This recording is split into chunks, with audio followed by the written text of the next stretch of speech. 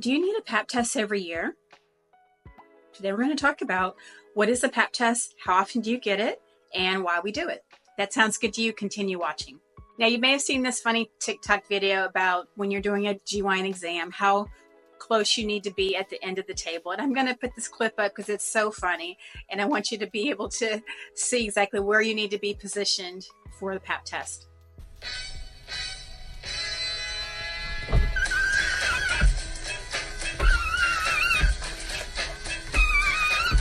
Well, the reason we do the pap test, it's a screening test for cervical cancer. A lot of patients think that, the pap test tests for every cancer of the female reproductive tract, and that's just not true. The pap test is only a screening test for cancer of the cervix. Well, cervical cancer is the fourth most common cause of cancer in women worldwide. About 668,000 women will be diagnosed with cervical cancer this year, and about 350,000 women will die from this disease. Now, we know that 99% of all cancers of the cervix are due to human papillomavirus.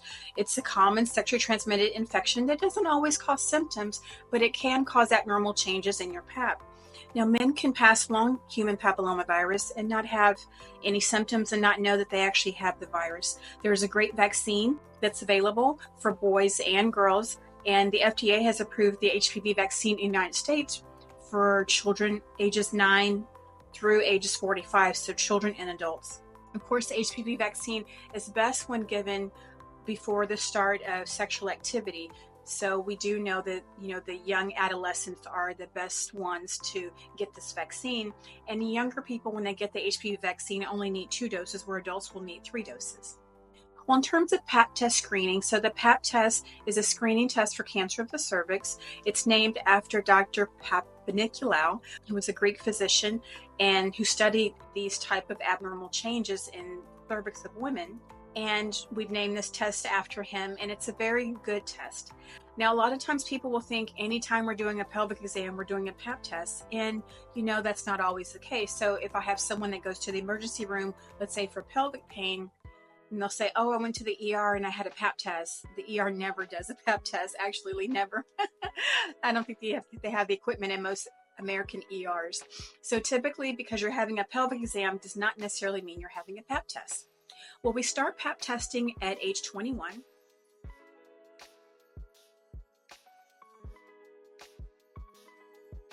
Now, after 21, we usually do pap tests every 3 years.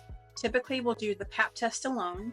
You can also do HPV high-risk screening at ages of 25, but pretty much from ages 21 to 29, we'll do the pap test every 3 years. And if the pap test is abnormal, then usually we'll add on a reflex human papillomavirus test.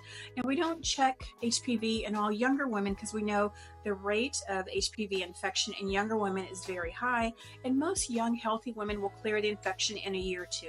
So if I have someone that has an abnormal pap, 21 to 29 age range, typically what I'll do is just repeat the pap in a year, because a lot of times those young, healthy women, their immune system is so strong and they clear the virus without any problem. Again, at age 25, you can have primary high-risk HPV screening. That's another way we screen for cervical cancer. And then typically from ages 30 to 65, we'll do one of 3 types of testing. We'll either do the pap test by itself every 3 years. We can do what's called co-testing, and that's the pap test plus an HPV test. And that's the one that I do the most often in my practice. And then there's also HPV high-risk screening every 5 years. So usually those are the 3 types of screening we do for cancer of the cervix. Now, the United States Preventive Task Force Services published their guidelines on how American patients should be tested for the pap test in terms of cervical cancer screening in 2018. They're coming up with an update in 2025.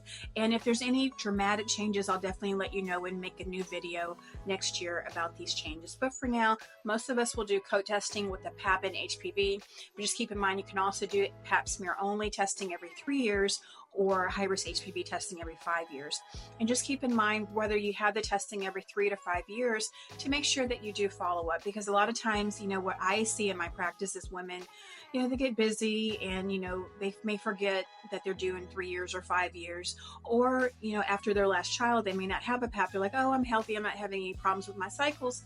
I don't need to see my GYN doctor, or I don't need to get a pap test. So a lot of times the patients that get cancer of the cervix are patients that haven't had a pap test in 5, 10, 15, even 20 years.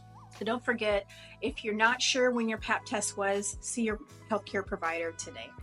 All right, and so once you've had a pap test, let's say it comes back abnormal. Well, it'll depend on what's abnormal. And so when we look at pap test terminology, you may get the report on your patient portal that says ascus. What ascus is atypical squamous cells of undetermined significance. And so usually if the HPV is negative and you have an ascus pap, we just repeat the pap in 1 year because we consider that almost essentially normal. A lot of times these ascus paps are just mild HPV changes and they go away in most young healthy women.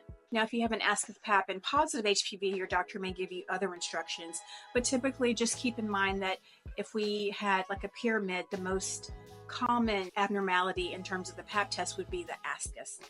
Now, the next type of ascus pap is an ascus H, so it may say ASC-H. Atypical squamous cells can exclude a higher grade lesion, so that means that you have an ascus pap, but there could be some more abnormal cells. The pap is kind of inconclusive in that regard, so a lot of times your doctor will have you come back to the office for a colposcopy or biopsies. Another terminology you'll see commonly on a pap test report is low-grade changes. So we say LSIL, so low-grade squamous intraepithelial lesion, and usually that's terminology that we prefer to, or we'll say LSIL.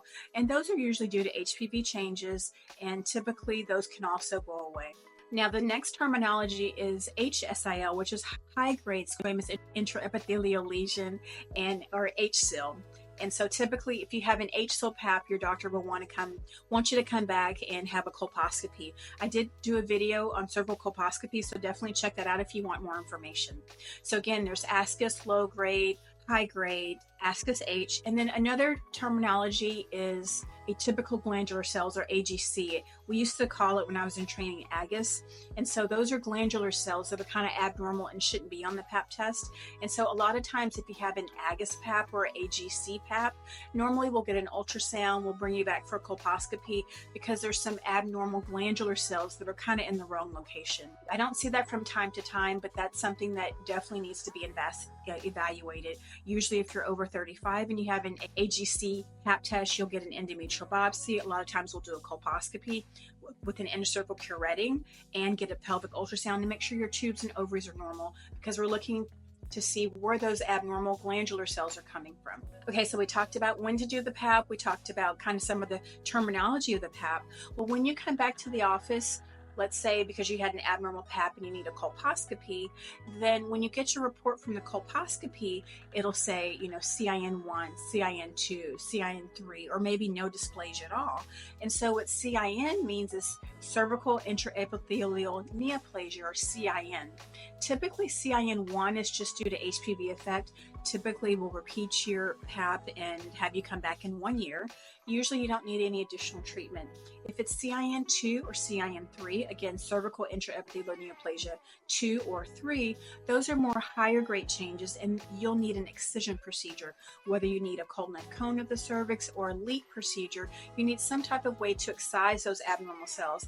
And for most women, just having that excision procedure will treat their abnormal dysplasia. I did also do a video on LEEP procedures and also cold knife cones, so please check those out if you need additional information. So again, the biopsy or the tissue that we get from a colposcopy will have kind of different terminology. So typically we don't do LSIL or HSIL. Typically it'll be CIN1, 2, or 3, or sometimes we'll take biopsies and it'll be normal. You may just see HPV effect. And for those patients, you just come back. So I hope that's clear. So when we're doing a pap test, how do we do the test? So again, you saw the video where you have to scoot all the way at the bottom. The easier way is to put your hands on the edge of the table and make sure your bottom is flush with the edge of that table. And the reason we do that is because when we're looking at a speculum, and this is the instrument that's used to allow to see the cervix, it kind of has a handle. So this handle has to lay off the edge of the bed. And if it's not off the edge of the bed, then we really can't open it fully. So this is a speculum. They come in many different sizes and shapes. This is a Peterson. It's kind of long and thin. This is another Peterson that's much longer, so maybe someone that has a very long vagina. As you can see, they're very different lengths. There is another speculum called a grave speculum. This one kind of has a bulb at the end. It's a little bit larger. We'll use this for women that have had multiple children. As you can see, the Peterson is long and slender, and this one's a little bit kind of more bulbous or rounded. And everyone's body's different sizes and shapes, so we have different speculums. A lot of the OBGYNs will use a metal one. These, we just autoclave them, sterilize them, and then reuse them. You can also get plastic ones. We'll typically use plastic ones in the emergency room because those you can just throw them away, but they're not as easy to kind of maneuver as the metal ones. So most OBGYNs who do a lot of pelvic exams will use the metal ones because it allows us to kind of move the cervix up and down a little bit easier, but there's many different kinds. There's plastic and there's metal. Well, when we're doing the cervix or the pap test, what we're doing is we're going to use a little brush. So there's different types of brushes. This allows us to get some of the cells off of the cervix. So those cells typically just slough off. So we use this little brush to get cells, and then we'll put them in a fixative.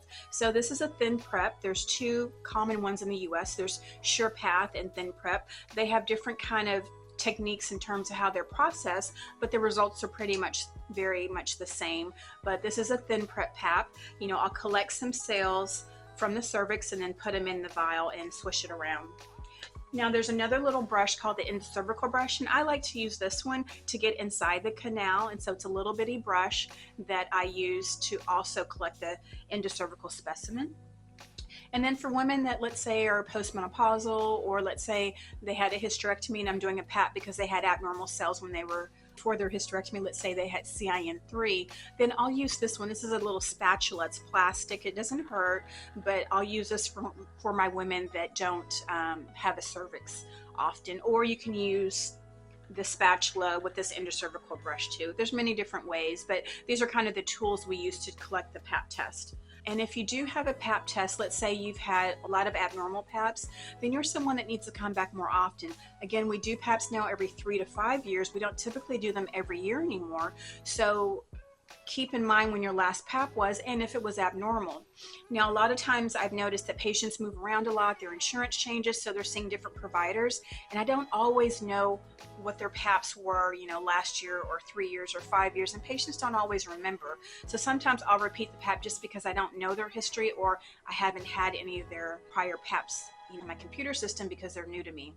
That being said, just try to keep a track of your paps, when you had them, and if they were abnormal. And I give my patients copies of their paps. They can get them on the portal. It's good to know what your pap was, just so that you're informed about your health. So after we've done the pap, we send it to the lab, and they will send us a report. Typically in about a week is most labs, and then your doctor will go over the results with you. Well, after we've done the pap test and after you've had your exam, one thing that I want you to know is that if you had CIN3 and you had to have an excision procedure, or even CIN2 for that matter, you're someone that needs paps for the next 25 years. And usually I'll tell patients, you still need paps even though, you may reach the age of 65.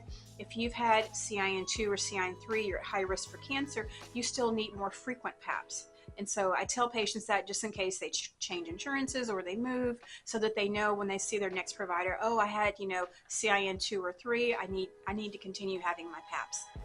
Well, we typically stop paps at age 65.